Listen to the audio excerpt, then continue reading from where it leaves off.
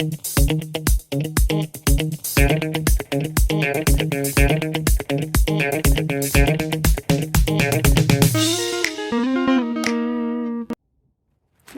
hi. Yeah, today there is a little bit of a perspective change happening because sometimes the answers are in the details, you know. Will it be the case for the next question? Let's see.